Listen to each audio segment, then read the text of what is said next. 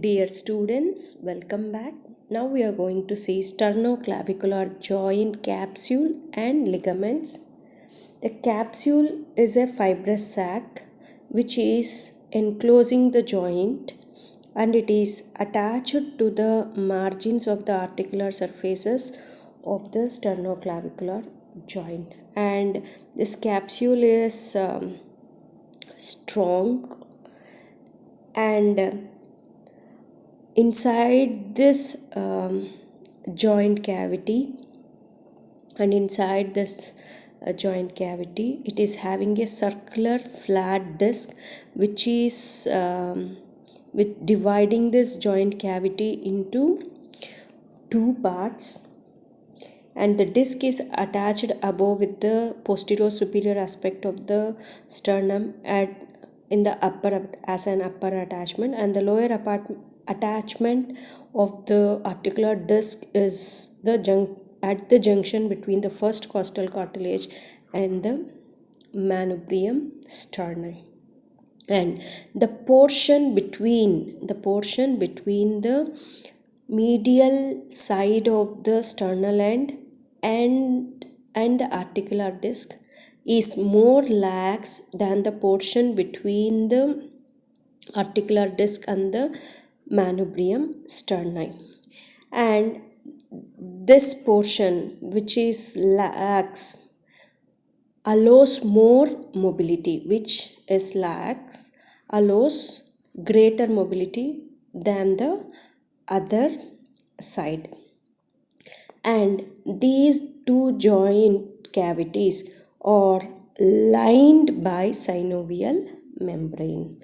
This is about the joint capsule, and the articular disc is attached or fused with the joint capsule on the anterior and the posterior aspects of the articular disc. This is about the capsule.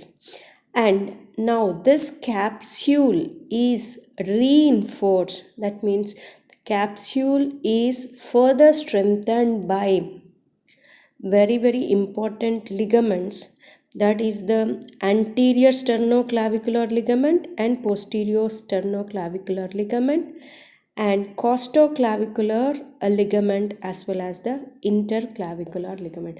These are the three important ligaments which gives majority of the support to this sternoclavicular joint. Now we will see one by one. So the first one is the anterior sternoclavicular ligament. It is a broad band. Here you can see it is a broad band attached above to the antero-superior part of the sternal end. Antero-superior part of the sternal end of the clavicle, and it is directed downwards. The fibers are directed downwards and medially. And it is attached below to the front of upper part of the manubrium sternum. Simply you can say anterior sternoclavicular ligament is a broad band attached above the antero-superior part of the sternal end of the clavicle, and the fibers are running downwards far and medially, and it is attached below to the front part of the manubrium sterni and also the first costal cartilage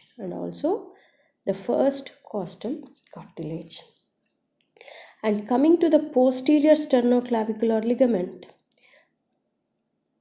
it is a weaker band which is situated exactly behind the joint, and that posterior sternoclavicular ligament is parallel to the anterior sternoclavicular ligament. From the posterior aspect, this posterior sternoclavicular ligament runs from the sternal end of the clavicle runs downwards and medially to the back of the upper part of the manubrium sternum. Same as the anterior sternoclavicular ligament. On the posterior side, the same kind of arrangement of fibers and attachment of these fibers are present on the posterior aspect. The anterior aspect is the strong band, whereas the posterior sternoclavicular ligament is a weak band. So this is about the attachments of anterior sternoclavicular ligament and posterior sternoclavicular ligament. Now we will see the function of this anterior and posterior sternoclavicular ligament. This anterior and posterior sternoclavicular ligaments reinforce the capsule, first thing, and its primary function is to check anterior and posterior translatory movement of the medial end. Translatory movement of the medial end of the clavicle. So this is the main function of this anterior and posterior sternoclavicular ligaments. The first thing is which reinforce the capsule, and also its primary function is to check the anterior and posterior translatory movement of the medial end of the clavicle. And the posterior side of the capsule,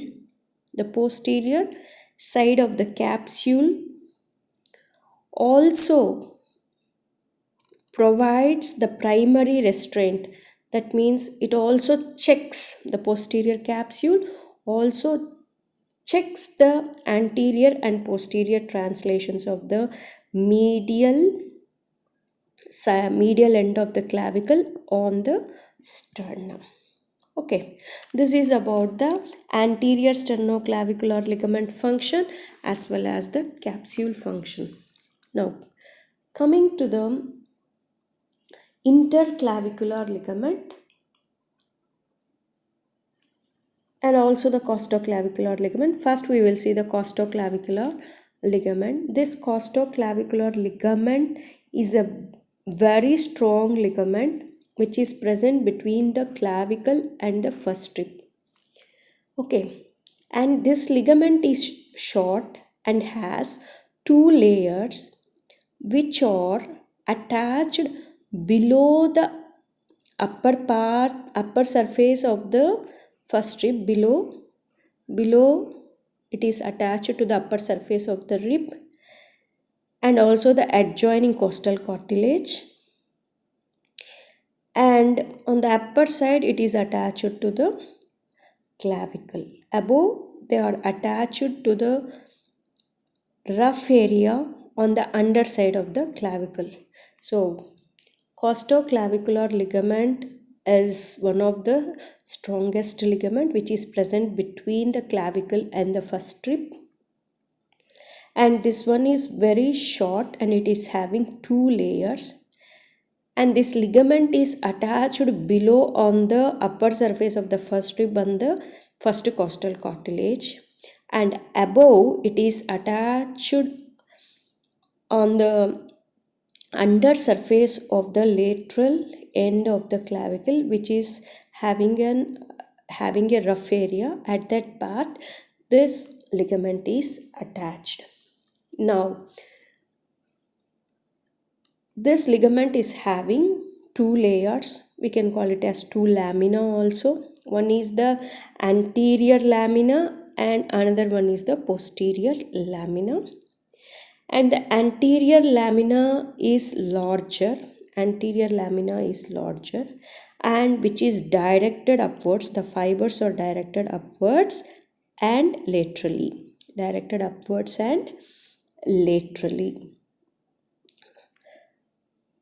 And coming to the posterior layer is short and which is also directed upwards and medially. So this is the attachment of this costoclavicular ligament, and these two layers are continuous with each other laterally. On the lateral side, these two layers are continuous with each other. Medially, on the medial side, they are diverging and fuse with the capsule of the joint, and this ligament is fused with the capsule of the joint on the medial aspect.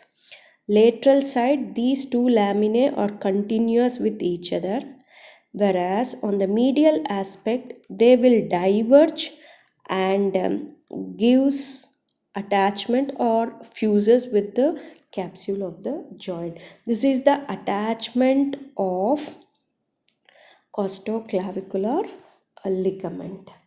Now we will see the function of this costoclavicular ligament. This costoclavicular ligament is one of the strongest ligament, and both the laminae, that means both anterior and posterior laminae, limits the elevation of the lateral end of the clavicle. And when it becomes taut, when the ligament is taut, it contributes the inferior gliding of the medial end of the clavicle on the manubrium that occurs with clavicular elevation. So this ligament limits the elevation of the lateral end of the clavicle. Once this ligament is taut, which helps in the inferior gliding of the medial clavicle on the manubrium sterni. Okay, and this costoclavicular ligament also limits the superiorly directed forces applied on the clavicle. So those forces which are applied on the clavicle is from the sternocleidomastoid and the sternohyoid muscles. So the forces which are created by these muscles on the clavicle are also limited by this costoclavicular ligament.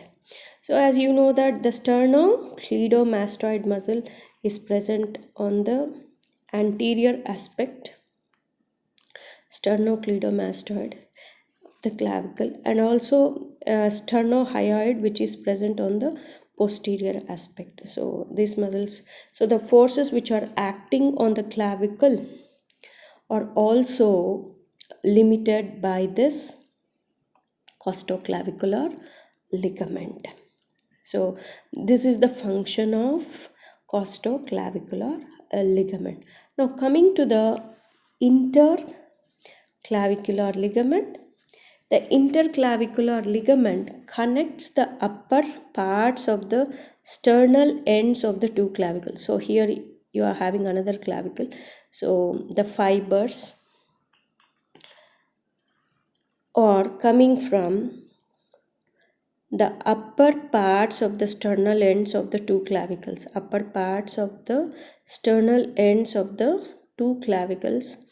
And are attached to the upper margin of the suprasternal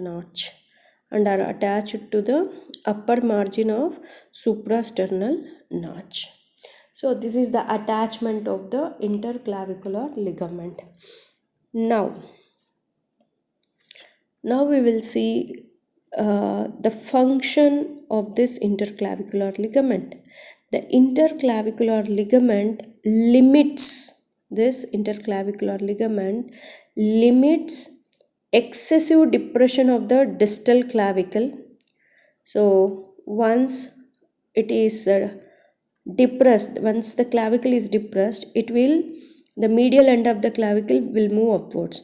So this ligament, this interclavicular ligament limits the superior gliding of this medial end of the clavicle on the manubrium. Okay, and the limitation of the clavicular depression by interclavicular ligament is critical, or we can call it as very important in protecting the structures such as brachial plexus and the subclavian artery which passes under the clavicle over the first rib. So interclavicular ligament not only limits the clavicular depression, but it is also very important, that function is very important in protecting the structures such as the brachial plexus and the subclavian artery which pass under the clavicle and over the first rib. Okay, these are the functions of all these ligaments.